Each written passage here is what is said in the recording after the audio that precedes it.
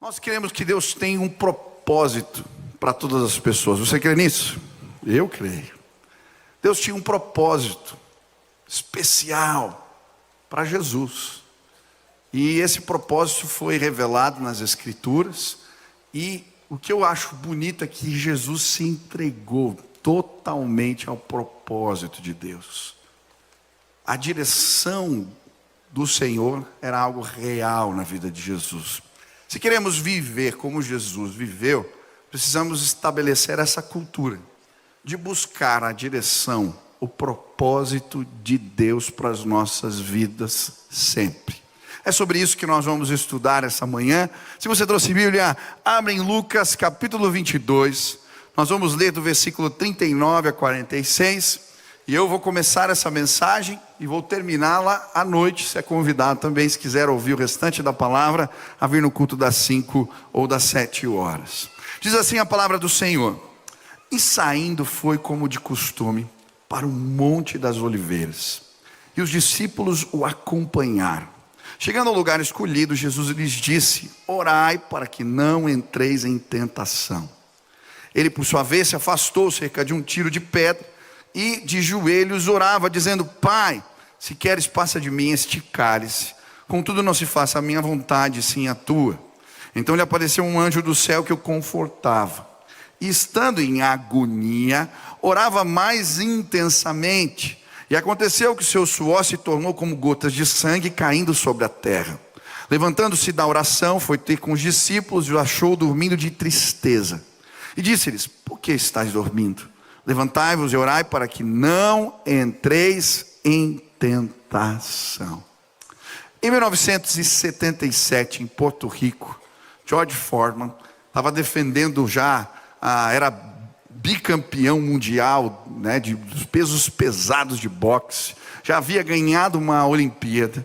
E ele tem o combate com Jim Young. E depois de 12 assaltos, ele perde a luta. E exausto, ele vai para o vestiário. E no vestiário ele começa a andar para todos os lados. E assim, com uma agonia profunda, uma angústia de morte. E ele começa a dizer: eu vou morrer. E então ele apaga. E nesse lugar, ele começa a ser levado para profundas trevas. Esse era o sentimento. Um senso de impotência muito grande se estabelece. E nesse lugar, George Foreman percebe que existem determinadas situações e batalhas na vida que a gente não consegue ganhar com a força dos nossos punhos. Ele há muitos anos travava uma batalha com Deus. Sua família toda servia ao Senhor. Naquele momento, diante daquela sensação de morte, ele se rende. Eu quero a vontade de Deus. Aquele dia, quando George Foreman desperta, ele desperta declarando: eu encontrei Jesus. Aquele homem abandona as lutas, fica 10 anos trabalhando como pastor, começa um projeto social.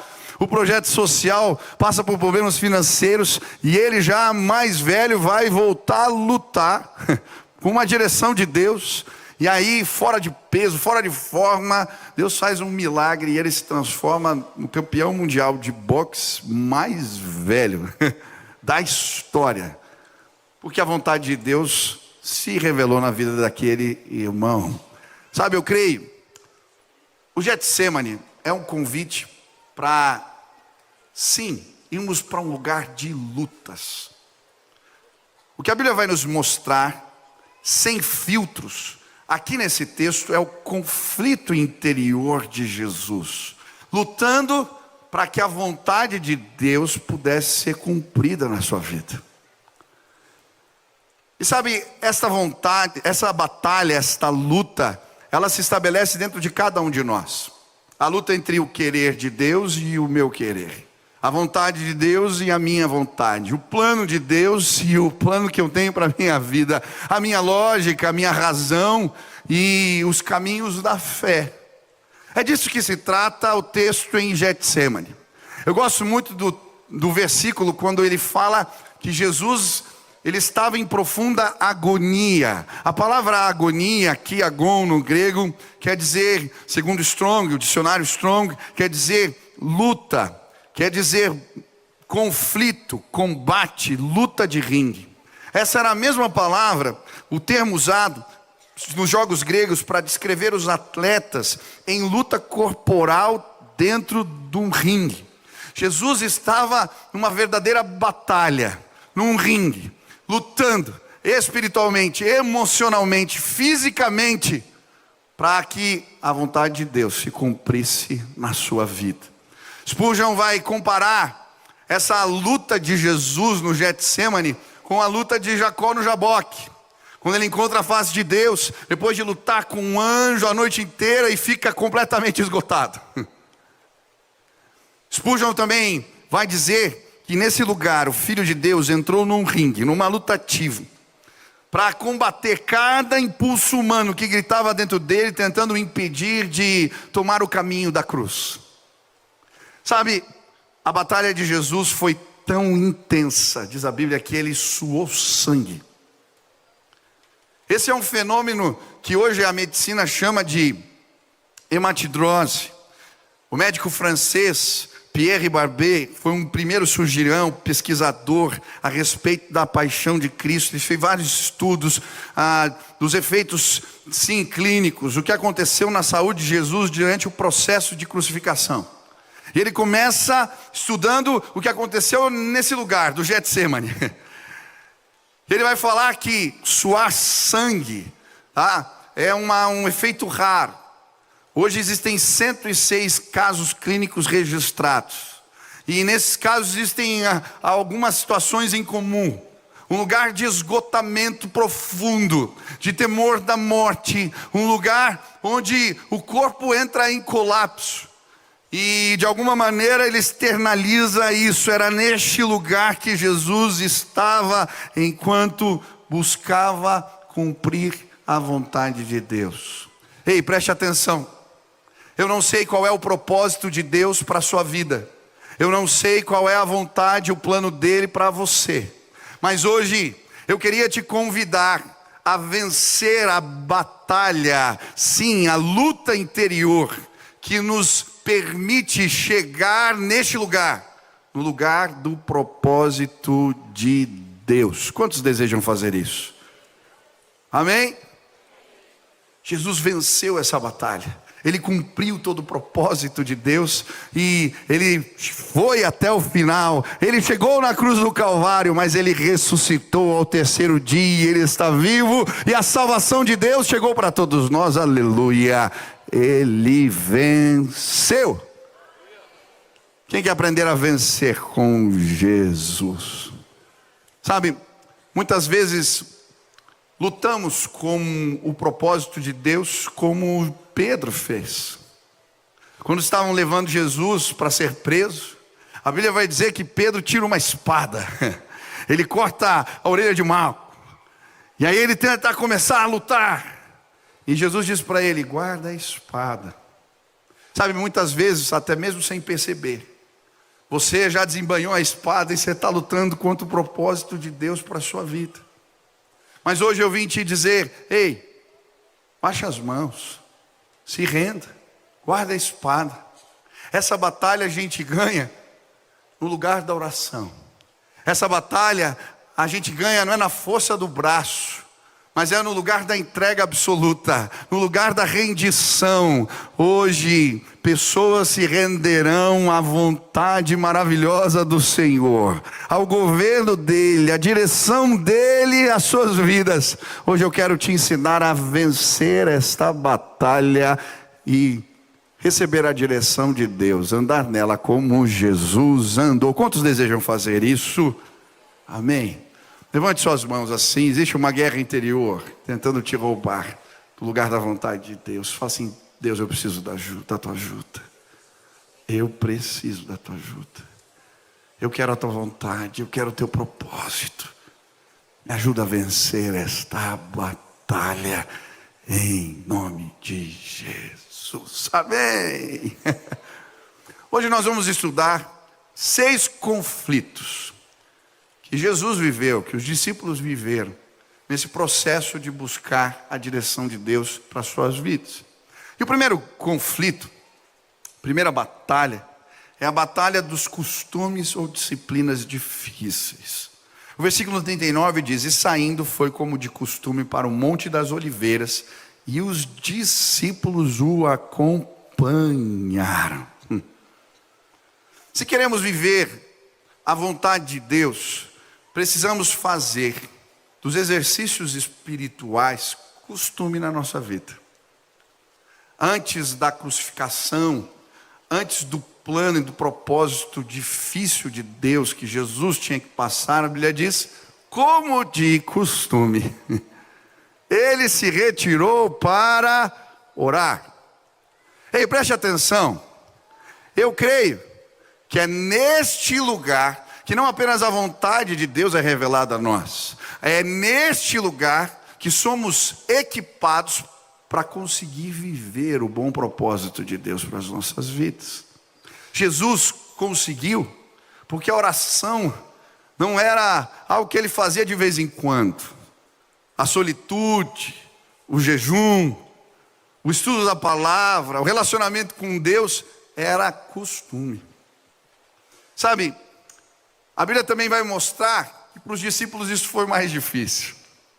Na verdade, o Getsemane vai revelar que os discípulos não estavam preparados. Jesus fica o tempo inteiro chamando eles: acorda, levanta. Aí quando ele volta, eles estão dormindo, e ele chama de novo, a segunda vez, a terceira vez. Eles não conseguiam vigiar. Quem quer aprender a viver o propósito de Deus? Você precisa aprender a tornar as disciplinas espirituais em costume.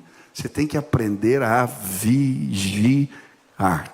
Eu lembro que se eu tinha um porteiro lá na casa dos meus sogros e da minha sogra, eles moravam em outra casa, tinha um porteiro, e eu lembro que eu pegava a Sil no seminário e levava ela para casa, quando eu terminava a aula à noite, e eu sempre encontrava o vigia dormindo. Era um barato. E sabe o que eu achava? Que a gente, às vezes, ele pegava no sono tão profundo, que a gente buzinava, dava um sinal e ele não acordava. E eu lembro que um dia eu buzinei, não acordou, e aí eu fui e dei uma mexida assim na grade: ei, estamos aqui!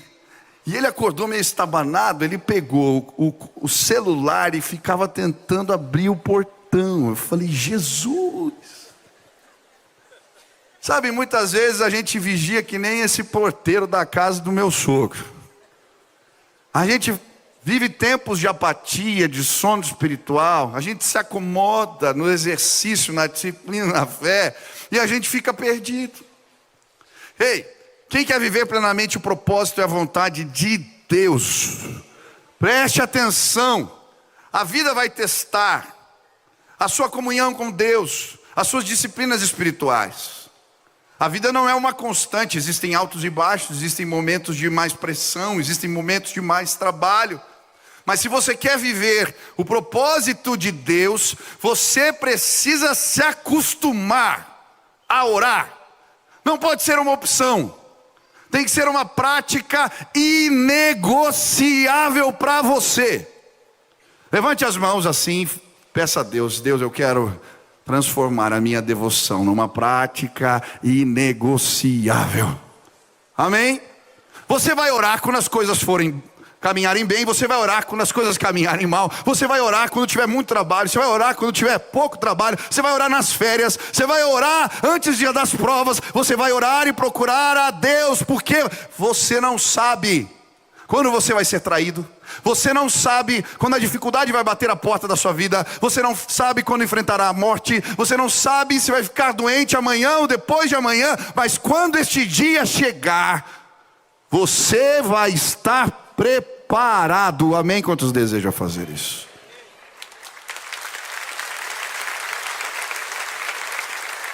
Pastor, como é que desenvolve esse negócio? A Bíblia vai falar de vários que tinham esse costume e foram libertos por Deus. Daniel orava 3 vezes por dia. Numa prova da sua vida, ele abriu as janelas. Quando fizeram uma conspiração contra ele, continuou orando. O Senhor fechou a boca de leões. Quando Paulo e Silas foram colocados na cadeia, eles oraram e louvaram ao Senhor, porque não era negociável. Deus fez sim a cadeia tremer, as portas se abriram, aleluia. Neemias, quando recebeu uma má notícia, foi orar e jejuar, e Deus lhe revelou a sua vontade. Pastor, como é que eu conheço a vontade de Deus? Quando a gente transforma a oração em hábito. Vou dizer como que isso aconteceu comigo. Começou a acontecer comigo quando eu comprei um caderno de oração. Quem tem caderno de oração aqui, levanta a mão. Quem não tem, levanta a mão também, deixa eu ver. Não se preocupe, eu não quero vender caderno para você, é muito simples. Se você quer ter um caderno de oração, você vai na papelaria, qualquer uma que você quiser, tá certo? Compra um caderno e escreve lá, caderno de oração. Pronto. Você põe lá a mão e fala, Deus, eu consagro nesse lugar as minhas preces. E começa a anotar o horário que você começou a falar com Deus e o horário que você parou de falar. Escreve lá também seus pedidos de oração, o texto da Bíblia que você leu e as respostas. Sabe o que vai acontecer? Sabe qual é o lugar onde a direção de Deus é estabelecida plenamente na nossa vida? Quando você começar a abrir o caderno e folhar, e não tem espaço entre os dias. Quando você começa a ler e ver dia 1, 2, 3, 4, 5, 6, 7, um mês, 2 meses, 3 meses, 1 ano, 2 anos, 5 anos. Quando você chegar nesse lugar, eu tenho certeza, a vontade de Deus vai ser revelada a você de forma especial. Repita comigo, existe bênção na constância. Existe bênção na constância. É neste lugar que as cortinas do céu são reveladas, são abertas para nós. Eu aprendi isso praticando isso. Eu lembro que eu orava, mas era assim, orava, passava 2, 3 dias, não orava, e orava na hora do almoço, aquela oração bem assim, e já contava como meu momento de oração, e aí com 19 anos eu entendi que eu tinha que começar a buscar Deus todos os dias. Eu comprei um caderno de oração, comecei a ir na garagem, lá no fundo, comecei a orar. Passou 1 dia, 2 dias, 3 dias, assim, pela 3ª semana, eu comecei a entender a vontade de Deus. Eu guardo os meus cadernos. Tem promessas de Deus que se cumprem ainda hoje na minha vida. Está lá. Depois teve um segundo momento, quando a minha mãe fica doente. A gente resolve fazer uma live de oração às 6 horas da manhã. Era para durar 1 semana, começou muita gente a entrar. Minha mãe estava perdendo todas as faculdades motoras. E aí a gente começa a orar, e daí vem muita gente. Um dia que tinha 3, 4 mil pessoas orando de manhã. Eu falei, vamos continuar. E aí ficou 40 dias. Quando Deus, alguns meses, o Lucas Dutra me ligou e falou, Michel, eu li num livro que Fini ficou 1 ano orando e Deus fez um avivamento. Eu falei, meu Deus, eu vou orar que nem o Fini em 1 ano sem parar com a igreja. Quando deu 1 ano, falei, Deus quer fazer mais. Nós ficamos 2 anos. Sem feriado, sem nada. Todo dia eu estava, lembro eu no aeroporto viajando, uma vez no Uber. Era para eu me cobrir porque não deu certo a conexão. E eu entrei lá dentro do Uber. Eu falei para o cara, você pode pôr um louvor aí na rádio? Ele achou lá uma estação para mim, eu no Uber, o povo orando e chacoalhando o carro. E nós falando com Deus. E o Senhor fez milagres tremendos na nossa vida. A vontade de Deus foi revelada, eu vi curas, eu vi sinais. O que aconteceu com a tua mãe? Minha mãe morreu. Mas eu vi a glória de Deus, e quando aconteceu, eu estava preparado. Eu preguei no funeral da minha mãe. Falei sobre as flores que dormem. Quando eu ia lutar judô, tinha no caminho, minha avó passava comigo, tinha a flor das 11 horas. Ela despertava, abria às 11 horas. Eu perguntei para minha avó, as flores dormem? Ela disse, flor dorme, Michel. Eu achei que era lorota da minha avó. Depois, mais velho, fui pesquisar, achei um artigo científico que falava sobre o sono das flores. Sabedoria da minha avó. Falei, minha mãe dormiu, uma flor dormiu. Mas no dia mais difícil, eu vi ela partindo sorrindo com a graça de Deus na vida dela. Ei, preste atenção. A vontade de Deus não é a minha, não é a sua. Mas no lugar onde oração vira costume, a vontade de Deus é revelada e Ele nos prepara para tudo que Ele tem para nós. Quantos desejam ocupar este lugar? Aleluia! Lembra, a bênção na a oração precisa ser algo inegociável na sua vida. Segunda lição, segunda luta. Olha, essa semana eu quero, em nome de Jesus. Sabe como é que eu faço lá com os pastores? Eu fiquei feliz o dia que o Ragner chegou numa reunião pastoral e falou: faz 1 ano que eu não furo devocional. Porque nós prestamos contas da nossa vida devocional por WhatsApp. Todos os dias, quando a gente termina a hora devocional, a gente manda uma mensagem com um versículo só. E a gente sabe que o povo está orando. É só uma maneira de ajudar os nossos colegas a tornarem a oração inegociável na sua vida. Pega um parceiro de oração, pega um amigo, pede para tua esposa, para os teus filhos, faça um compromisso. Vocês vão viver a boa e perfeita, agradável vontade de Deus para vocês. Segundo conflito que Jesus viveu, que nós vamos viver quando procuramos a direção de Deus para nós, é o conflito dos questionamentos que minam a nossa fé.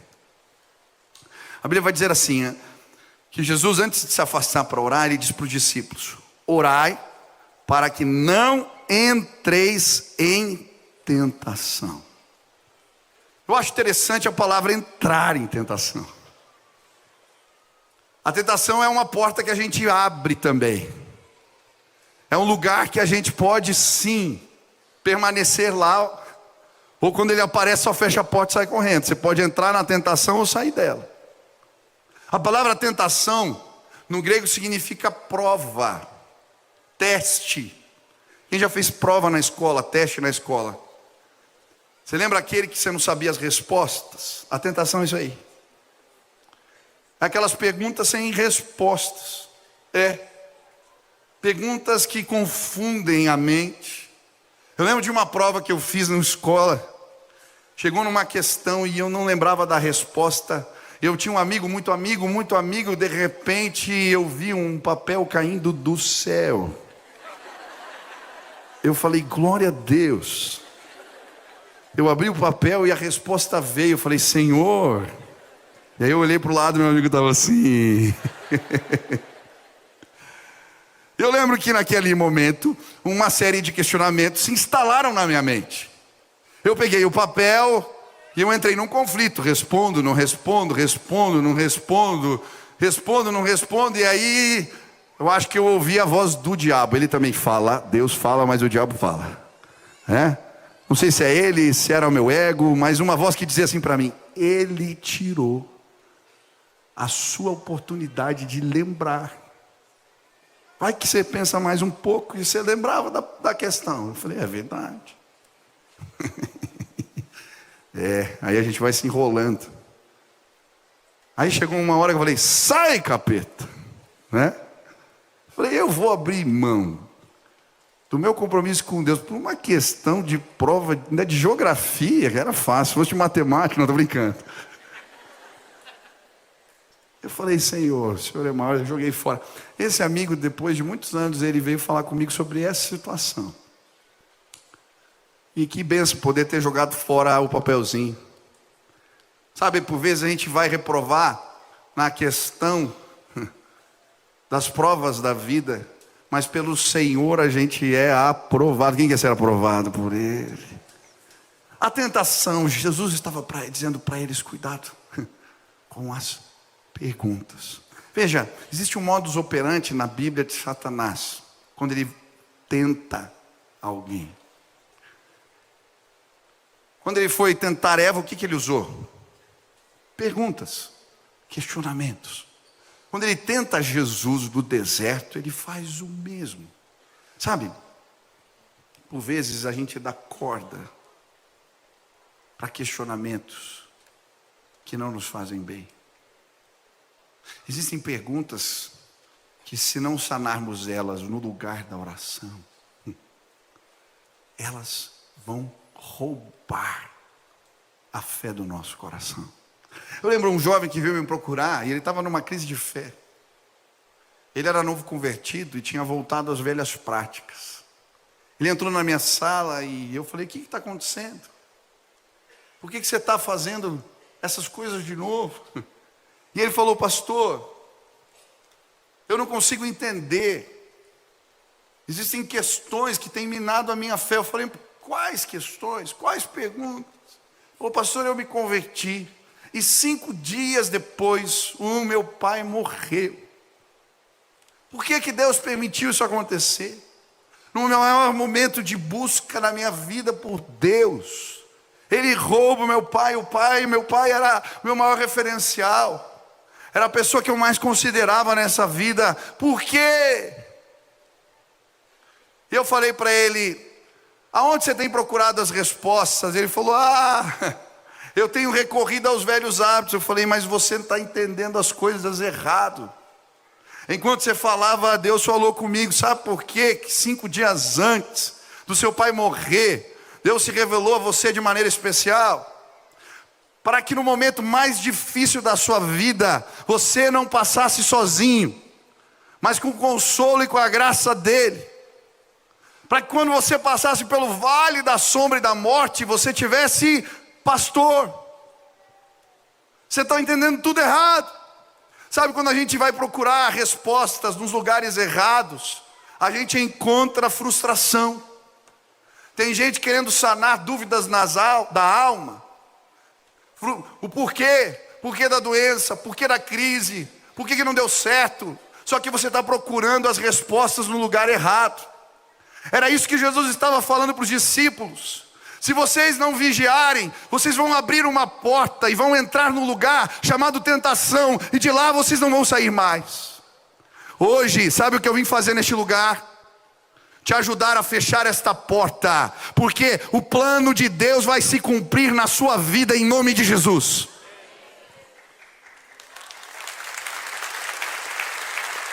Não entre. Eu não sei quais são as perguntas que você tem feito.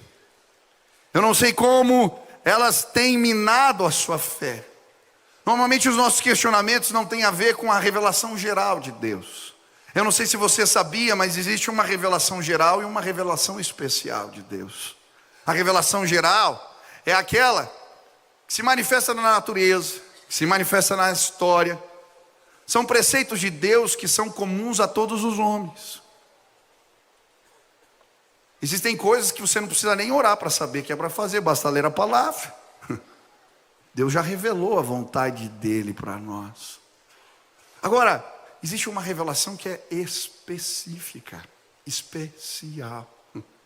A cruz era uma revelação especial, um propósito de Deus para Jesus. E normalmente é neste lugar do propósito específico que os questionamentos se instalam. É neste lugar que o inimigo tenta roubar, minar a nossa fé. Tem a ver com as histórias, com as demandas da vida. Por que o meu pai me feriu? Por que minha mãe me abandonou? Por que meu casamento não deu certo? Sabe, os discípulos estavam vivendo essa crise. Eles sabiam quem Jesus era, eles acreditavam em Deus, na palavra de Deus. Mas eles tinham dificuldade de acreditar que a cruz era o melhor caminho. Isso fica evidente em vários cenários. Quando Jesus vai falar sobre a cruz com Pedro, Pedro chama de canto e fala assim para ele: não fale mais isso. Esse caminho, isso não é bom para você. E aí o que Jesus faz? O que ele diz para Pedro? Arreda-te de mim, Satanás. De certa maneira, a visão dos discípulos era limitada em relação ao propósito de Deus. Por que da cruz? Por que tanto sofrimento? Por que passar pela via dolorosa? E na perspectiva deles, eu posso compreender o porquê dos questionamentos. Eu acho que você também. Mas quando olhamos na perspectiva do alto, Hoje nós sabemos, a história não terminou na cruz do Calvário, mas na tumba vazia. Ele ressuscitou dentre os mortos, e a mensagem da salvação chegou para você, chegou para mim. Já passaram 2000 anos e continuamos falando dele, porque o propósito de Deus ele cumpriu. Ele foi até o final, ele passou pelo madeiro e encontrou vitória. Aleluia! Eu não sei porque isso aconteceu contigo, meu irmão, mas eu creio que Deus tem um propósito maior que hoje você não pode compreender. Eu não sei. Eu estava vendo um menino esses dias com câncer, uma criança, o pai entrevistando. Eu nunca vi uma criança tão cheia do Espírito Santo falar. O menininho dizia: eu dou graças a Deus porque foi comigo e não com a minha irmã. E ele disse: por que você dá graças a Deus? Porque eu sei que Ele me deu forças para passar por essa situação. E é mesmo, filho, o pai falava chorando e ele dizia: e eu sei que Deus vai revelar a glória dEle através da minha vida. Que criança pode falar um negócio desse? Eu não tenho essa maturidade. Isso é graça revelada, é poder da fé instalado no coração de alguém. Se Deus faz isso com uma criança, Ele pode fazer comigo e com você. Eu não sei quais são as mazelas da sua vida, mas eu creio no propósito de Deus. Esses dias eu fui visitar uma clínica, um lugar onde fabricam remédios. Eu encontrei um senhor lá, ele não tinha uma das pernas, andava com dificuldade, uma prótese. Ele começou a contar a sua história. E ele me disse assim: a melhor coisa que me aconteceu foi perder a perna. Eu falei: é mesmo? Ele falou: eu vivia no meio do mato, no meio do nada. Ia trabalhar na roça. Como eu nasci sem a perna, não tive um problema na perna, falaram para mim: olha, aqui você não vai se criar, meu filho, sai desse lugar. E como eu não ia conseguir trabalhar na roça, eu saí. E eu comecei a trabalhar na cidade, comecei a estudar. E aí ele começou a falar: e aí Deus foi me abençoando, eu consegui isso, e eu conquistei tal curso, eu conquistei, e hoje eu tenho tanto, Deus tem me dado tanto. A melhor coisa que me aconteceu foi perder uma perna. E mais, aí ele fez uma brincadeira, aí ele falou: quem não tem uma perna, não tem como correr, meu filho. A gente tem que enfrentar as situações da vida. Eu aprendi a enfrentar. Eu não sei qual o percalço, qual é a tua cruz, qual o propósito difícil que você tem que passar. Mas eu creio que, com a ajuda de Deus, podemos encontrar propósito. Às vezes a gente não gosta do versículo: todas as coisas cooperam para o bem daqueles que amam a Deus. Eu não sei o que você tem passado, mas hoje eu quero te ajudar a entender que existe um propósito maior. Terceiro conflito, o conflito da posição. A Bíblia vai nos falar a postura desconfortável da submissão. Ele, por sua vez, se afastou cerca de um tiro de pedra e de joelhos orava. Eu já li a Bíblia várias vezes, e as únicas passagens que eu lembro de encontrar Jesus orando de joelhos é quando elas descrevem o Getsemane. E Jesus se ajoelhou para orar. Eu não estou dizendo que Jesus não ajoelhava em outras circunstâncias, mas aqui a palavra de Deus faz questão de registrar. Os textos paralelos, Mateus e Marcos, falam que ele não apenas ajoelhou, ele se prostrou, ele se lançou. No mundo antigo, essa era a posição de mais alta submissão, onde alguém se rendia completamente à autoridade do outro. Jesus, diante do propósito de Deus revelado na cruz, ele se coloca nessa posição. Sim, uma posição difícil. Ele se ajoelha e ora. Pai, se possível for, passa de mim esse cálice, mas antes, seja feita a sua vontade, não a minha.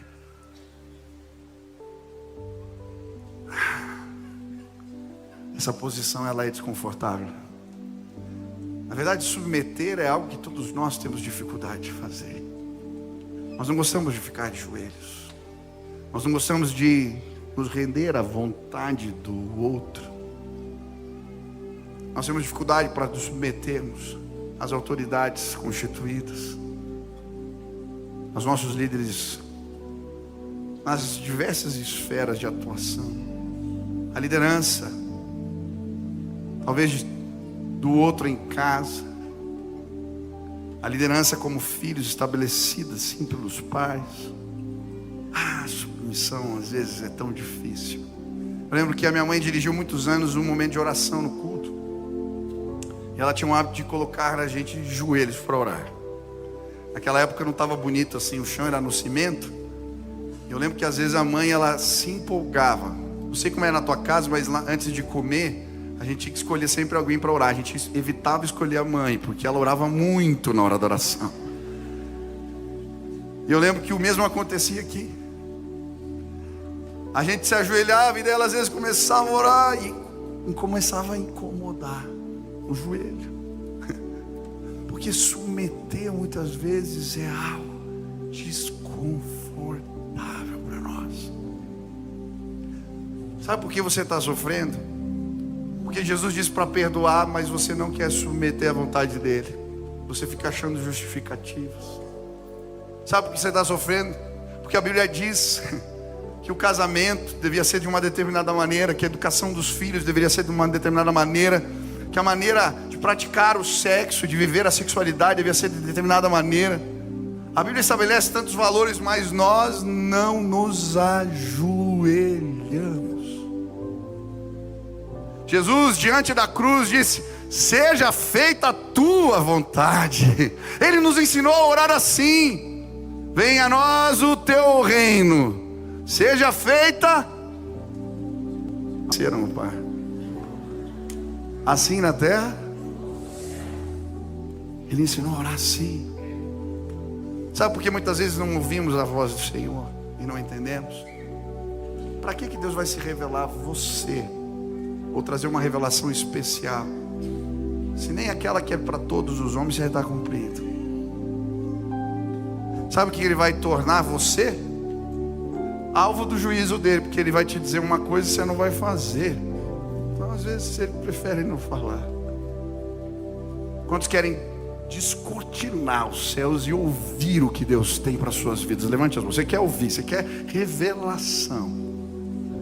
Você tem que aprender a se colocar de joelhos. Para Deus, a gente fala sim antes de saber o que Ele vai nos mandar fazer. Quando chegamos neste lugar, a vontade de Deus, ela vem, ela acontece. Sabe o que eu queria fazer com você hoje? Te tomar pelas mãos e te colocar neste lugar. Um lugar onde você é capaz de ouvir a voz de Deus e ser dirigido por Ele. Se ajoelhe, se submeta, se renda. Não importa se você é importante, se você tem boas ideias, se você é próspero. O Filho de Deus, Jesus Cristo, o que andou sobre as águas, o que criou leprosos, que curou os cegos, o que fez milagres incríveis, se Ele se ajoelhou, eu quero me prostrar de novo e dizer: Deus, confie, eu quero viver todo o bom propósito que o Senhor tem para mim. Hoje eu queria te ensinar a acessar esse lugar. Na semana eu estava com meu filho, quinta-feira é o dia que a gente faz discipulado, na hora do almoço. Não me incomoda na hora do almoço, que é o horário que eu tenho com meu filho, em nome de Jesus. Amém? Estou brincando. Mas eu quero proteger esse momento. Nós fomos almoçar. E aí a lição do discipulado, meu filho estava perguntando como é que Deus falava, a direção, e eu fui explicando várias coisas para ele. Falei: filho, vamos fazer o seguinte. Ele tinha que tomar uma decisão lá, futebol. E eu falei assim: ó, os próximos 10 dias a gente vai orar, e aí você vai falar comigo que Deus falou para você, que eu creio, Deus vai falar contigo. E aí ele falou para mim: pai, faz assim, ó, semana que vem não tem o discipulado na quinta? Eu falei: tem. Então na quinta mesmo, eu já falo que Deus falou para mim. Para que esperar tanto? Eu falei: criança é uma maravilha, a gente que não tem fé, né? Quantos precisam de resposta de Deus? Levante as mãos. Esta semana Deus vai falar com você. Põe em prática. Aí eu falei: tá bom, filho, semana que vem a gente conversa. Agora eu falei assim: filho, para ouvir a voz de Deus tem uma coisa. Vai contar uma história para a criança entender. Então uma menina queria namorar lá um rapaz. Ela foi procurar a vontade de Deus. Ela pegou uma fotografia, colocou assim na janela e falou: Deus, se é da tua vontade que eu namore com ele, vai bater o vento e a foto vai cair de cara para cima. Se cair de cara para baixo, não é. Ela começou a orar, abriu a janela, o vento bateu, a foto caiu virada de cara para baixo. Ela pegou a fotografia e falou: não valeu, Deus. Muitas vezes a gente só quer aval para aquilo que a gente já decidiu fazer. É no lugar da rendição que a vontade de Deus é revelada a nós. Hoje eu queria orar por você. Quantos querem? Eu não sei qual é o teu Getsemane, mas quantos querem vencer essa batalha? Você quer entrar no ringue, na luta entre a vontade de Deus e a tua, e você quer dizer assim: ei, Deus vai vencer, eu me rendo. Se esse é o teu desejo hoje, eu queria orar para que você vencesse as batalhas. A batalha das disciplinas difíceis, dos costumes, a batalha da rendição. Eu queria que você vencesse a batalha da tentação, das perguntas difíceis. Eu queria orar por você. Se Deus falou contigo hoje, fica de pé no teu lugar. Deixa eu orar por você agora, em nome de Jesus.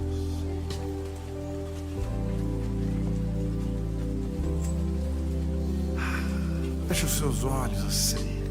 Isso. Faça assim com as suas mãos. Pai, essa guerra acontece todos os dias dentro de nós. A luta que envolve a minha vontade e a sua, as nossas vontades e as suas. Eu quero pedir junto com os meus irmãos que hoje o Senhor nos habilite para vencer essa guerra. Que a tua direção, que o teu propósito, que o teu querer, que o teu plano, que a tua vontade se estabeleça. Senhor, eu oro. Eu tantas vezes oro no meu tempo de oração, pedindo: Senhor, eu quero cumprir todo o propósito que o Senhor tem para a minha vida. Eu não quero deixar nada passar. Eu quero pedir que os meus irmãos possam cumprir todo o teu bom propósito, e ao se apresentarem um dia diante do Senhor, o Senhor possa dizer: servo bom, serva boa, fiel. Foste fiel no pouco, sobre o muito te colocarei. Nos equipa, nos fortalece, nos abençoa.